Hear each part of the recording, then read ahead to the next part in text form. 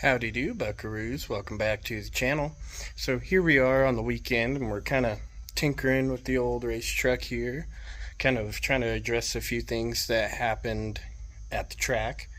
One of them being the water meth nozzle, which is technically, this part is the nozzle. As you can see, the orifice right there, and the black and red part is the nozzle holder.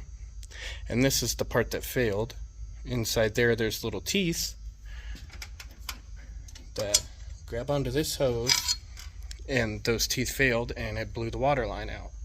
So I don't think I'm going to be able to get an exact replacement in time for the next race, because Devil's Zone is located in the UK. But I was digging through my old junk drawer and I found one of these. So this is from AEM.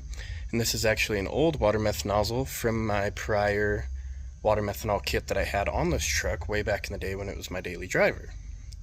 It had a progressive controller, and it was a pretty slick setup. And this is one of the extra nozzles I had from that kit. So we're just going to swap this bad Larry in there, make sure it works. I'm going to trim the end of the hose so it has a nice fresh hose to bite into. And we're going to try and run this guy. And then I think I might give it a timing bump. Full disclosure, I tested my timing light before I started this video, and it is not working, which sucks, because I kind of wanted to do a good how-to video on how to time one and how to use my tool to actually be able to check timing on one of these old mechanical diesels. But my timing light isn't working, so I think we're just going to give it a bump of timing tonight, and then in a later video, once I locate my other timing light or purchase a new one, I will then do a full walkthrough on my pulse adapter and how to actually check timing on this. But I, of course, will show you where it's at now, and we'll give it a little bump, see where it's going to be, and see how that works. I was talking to the boys at Classic Diesel Designs, and we both agreed that I should turn timing up because I'm running less timing than I was on the old setup. So we're going to bump timing up. I'm going to put this guy in there, so hopefully we don't have any water meth failures anymore. And we're going to go for that 12. And like I said in the previous video, I'm going to try and shed a little more weight off this thing. I don't know if it'll be in this video, but let's just have a few more steps I'd like to complete before the next race. So we're going to get this nozzle swapped out, and then we're going to talk about some timing. Alright, so before I go shoving this guy in there, we're going to compare. So this is my old orifice, and that's the new one. So this is actually quite a bit bigger orifice. There you can see. So we're actually going to have a little bit more water meth, and I think that'll work out in the better, hopefully. And so I'm going to put a dabble of the good stuff, the 545 Loctite.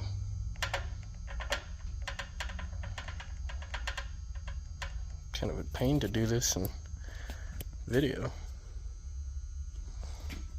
It's clogged up.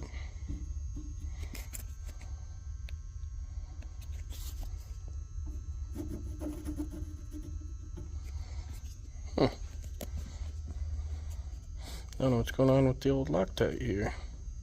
I have to get a pick, and might have a little crusty in there we got to poke out.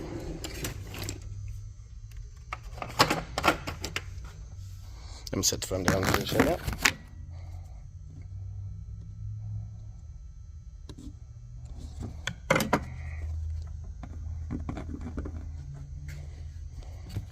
Alright, so as you can see, now we're working.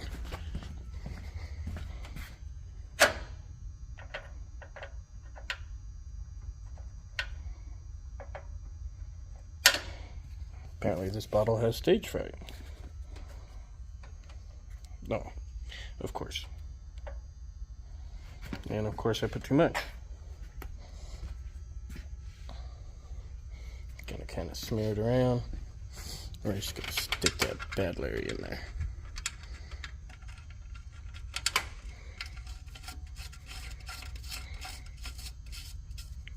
Just like so. Grab my wrench.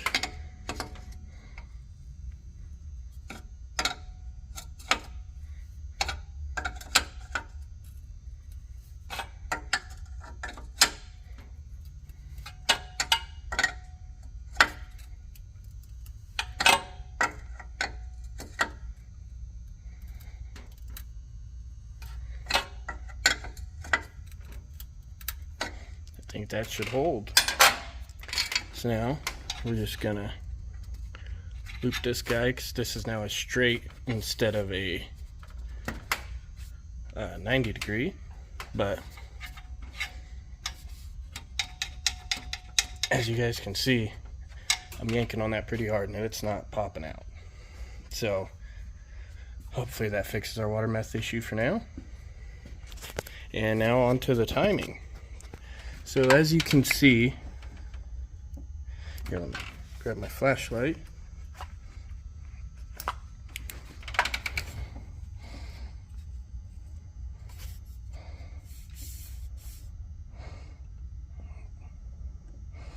Alright, there. So you can see the factory mark, and you can see,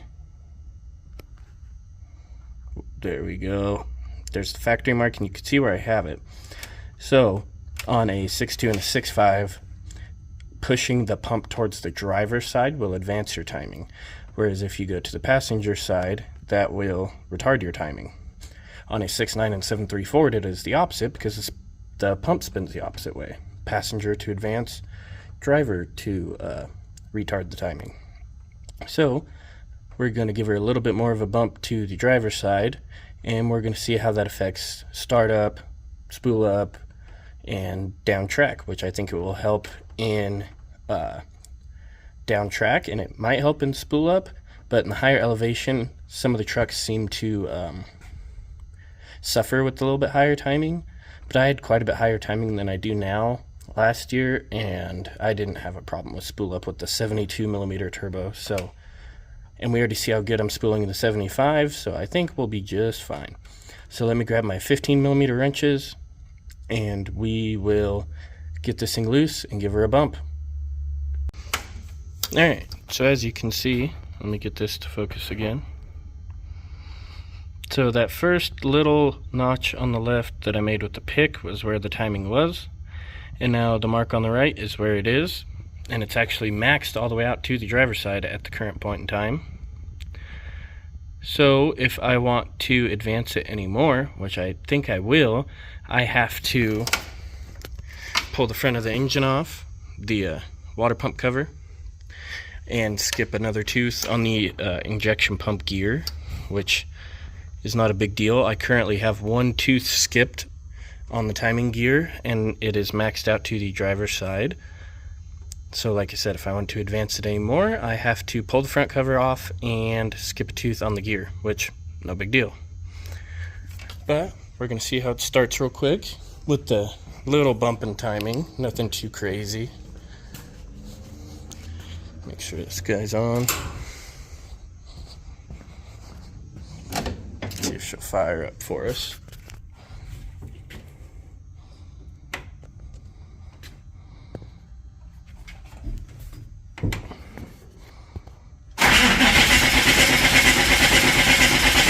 Oh, watch this. Apparently, you have to plug in your fuel shutoff solenoid wire. Now we'll see if she starts.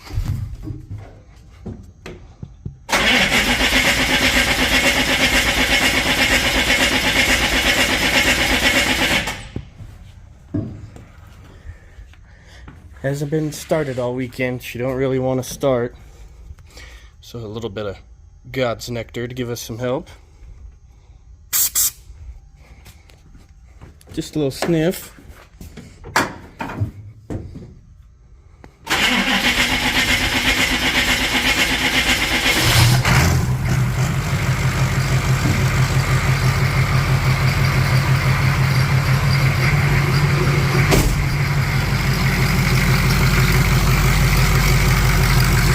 Nothing too crazy.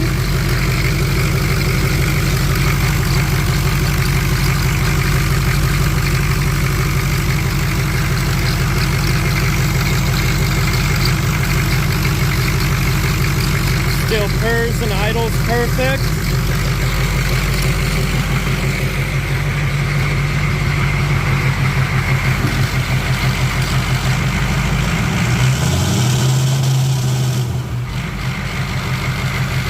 Still a little cold.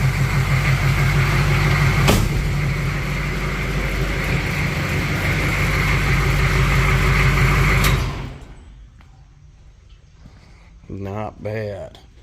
Of course, we won't know the exact difference for sure until we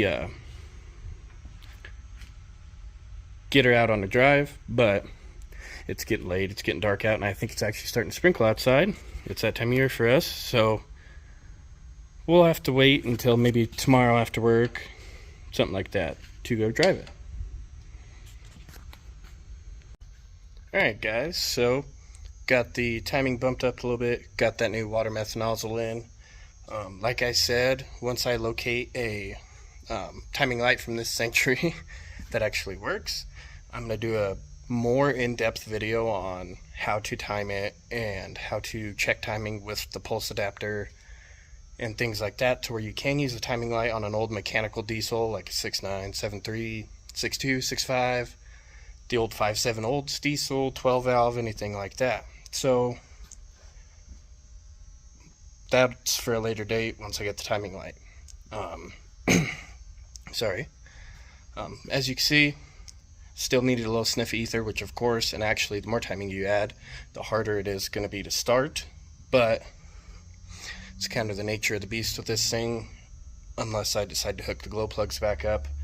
But the glow plugs, we are actually in the process of figuring out how to monitor cylinder pressures through the glow plug holes, so maybe I'll hook up 6 of the glow plugs, or 4, I don't know, or I'll just leave it, because it only needs ether. First sniff, the first start in the morning, once it's ran for 30 seconds, it'll fire right up, so I'm really not that worried about it. Sorry, it's kind of hot and sweaty in here, but another thing we're going to check is I want to put my old air intake back on, which, if you guys don't remember, came out of here with, let me grab it, with this guy, the velocity stack, which sat right there, about like so, and it clamped onto a pipe that actually bolted right there. The bolt's still there. Zoom out a little bit. Kind of came like this, 45'd again, and then 90'd into the turbo. So then you were getting cool fresh air from in front of the truck with the velocity stack, which funnels all the air because of the curvature of a velocity stack. It, as you can tell by the name, it creates more velocity by forcing all the air from over here into this hole right here. So you're not just getting the hole, or the air from this 4-inch hole, you're getting all the air from this 8-inch circumference getting shoved into the 4-inch hole, which creates velocity, and it has been proven to gain horsepower. So not only being the cool air from in front of the truck and not the engine bay back there right next to my up pipe, but from the velocity stack itself as well. So I had the tape measure out here and was just verifying the size of my turbo compressor inlet, which is 5-inch. So I need a 5-inch. My old intake is a 4-inch, which, yes, I know if I went to a 5-inch intake, it would be better, but Maybe the 4-inch will help with velocity to the 5-inch. It may be a restriction. I don't think it will be. Not enough to justify trying to build a 5-inch intake right now. So I'm going to get a 5 to 4-inch 90-degree boot, and it'll fit just perfectly right there. And then my old intake will go right on. Bob's your uncle. And I will have cold air again. Like I said on the last video with the last update at the track, I'm just trying to find all the little stuff I can do to optimize the setup as I have it right now. I'm in the works of getting a bigger injection pump for this thing because, as I've said before, this pump actually has less total fuel output in cc's than my old pump did, and we are real close to our record that we had on our old pump with this smaller pump, just from optimizing everything, more airflow, things like that, with ported heads and the new fuel system, things like that. So getting this cooler air in, I think, is another step into it. Getting the water meth back on, it's another step. Getting timing turned back up to where it was, that's another good step. And just all these little things are going to add up, I think, in the long run. And I already have 90% of the stuff here to put my velocity stack intake back on. I just need that boot. So verified I need a 5 to 4-inch, because these S400s, they can either be a 5.5-inch inlet or a 5-inch. So I verified this is a 5-inch. Gonna get a 5 to 4-inch 90-degree boot, put my intake on, put the old signature velocity stack on this thing, the old monocle, the old evil eye, but we'll get that back on, and hopefully that'll help us get back to our record like we were. I think I might honestly cut the video off here. I know it's nothing too fancy or crazy. I just wanted to keep you guys updated, show you for sure, because I know I was telling you about that water meth line and it was about 11:30 at night, dark outside, but I wanted to show you what part had actually failed and where and why, and showed you my temporary remedy for the situation, which may turn permanent, and bumped the timing a little bit, which I honestly do think maybe when it comes time to make the other video, I am going to take this front cover off, and we are gonna sorry, it's hot in here. I am going to take that front cover off, and we are gonna skip a tooth on the timing once I verify where we're at now. Once I get that timing light and everything, I'm gonna verify where we're at now, document that, and I think we may skip up another tooth, because like I said, I am skipped one tooth already, and now I have the pump shoved all the way over to the driver's side, which is as far advanced as you can go with the pump adjustment itself. So I think we will end up skipping another tooth just to see how it is. Maybe fire it up without the front of the motor put back together, just so we can do some testing of how the engine itself runs, get some data, put the engine back together, maybe even leave the radiator out and go make a rip with it, or just see, maybe borrow a friend's draggy so we can do some testing before we take it to the track, which would be awesome, because it's a lot cheaper than paying the entry to the track every time and it be slower. Maybe, we don't know. So maybe I can borrow a draggy of some sort and we can do some testing outside of the track and see if the bump in timing, skipping another tooth, moving the pump back towards the passenger side and working our way back over to find the sweet spot, maybe that is the way to go. But that is to be determined in a later video. So like I said, I'm going to cut the video off here, guys, just keeping you guys updated, keeping you in the flow. Still trying to be super consistent on bringing you guys content, even if it's just little updates like this. I just want to show you guys that we're still working on it. We're still cruising away on this thing and getting it going. So thanks for watching the video, guys. Like, share, subscribe, comment, hit the bell. Let me know what you guys think, and I will catch you on the next video.